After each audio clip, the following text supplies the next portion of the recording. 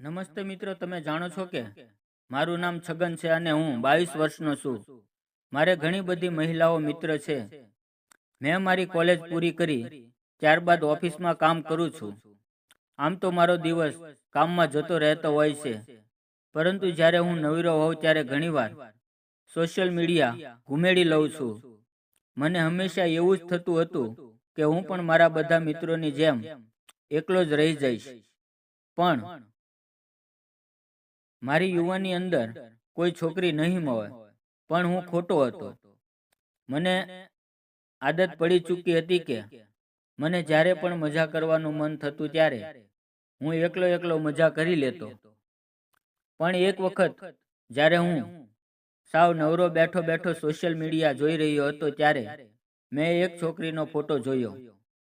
તે છોકરીનો ફોટો જોઈને હું તેને એકી નજરે જોતો રહ્યો, કારણ કે તે ખૂબ જ સરસ દેખાઈ રહી હતી. મને તો એક સમય પર એવું પણ થઈ ગયું કે જો આજે તે મારી સામે હોત તો હું તે છોકરીને ભેટી લેત.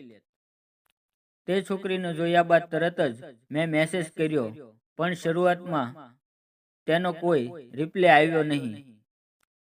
તે જોઈને મને મારી પર ગુસ્સો આવ્યો કે મેં ખોટો કોઈને મેસેજ કરીને મારી ઇજ્જત ઓછી કરી છે, મારી સોનાની જાવ પાણીમાં નાખી છે. પણ આ ગુસ્સો વધુ સમય ના રહ્યો, કારણ કે થોડા સમય બાદ મને ત્યાંથી રિપ્લે મળ્યો અને હું એકદમ ખુશ થઈ ગયો.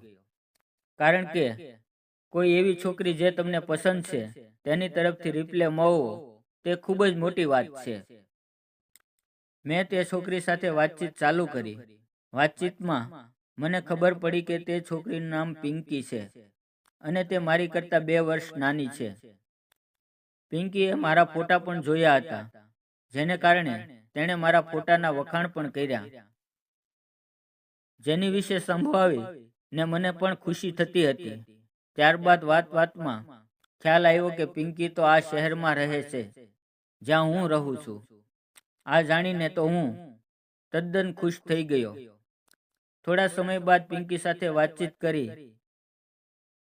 તેને કોઈ ફ્રેન્ડ છે કે નહીં તે પૂછી લીધું તો તેણે મને ના પાડી અને વધારામાં કહ્યું કે પહેલા તેને એક બોયફ્રેન્ડ હતો જેની સાથે બ્રેકઅપ થઈ ચૂક્યું છે.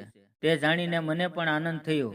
ત્યારબાદ અમે બંને અમારા ઘર પાસે આવેલા એક ગાર્ડનમાં મળવાનું નક્કી કર્યું. સાંજના સમયમાં અમે બંને બગીચામાં મળ્યા અને ત્યારે તેણે સફેદ કલરનું ટી શર્ટ અને ટાઈટ જીન્સ પેન્ટ પહેરીને આવી હતી, જેમાં તે ખૂબ જ સુંદર દેખાઈ રહી હતી. એટલે તરત જ મેં તેના વખાણ કર્યા અને ત્યારબાદ મારા દિલની વાત મેં તેને કરી દીધી, જેનો જવાબ પિંકીએ મને હામાં આપ્યો. ત્યારબાદ મેં પિંકીને હોટલ રૂમમાં મજા કરવા માટે કહ્યું ત્યારે તે થોડું શરમાઈ ગઈ, પણ તેનો જવાબ હા હતો.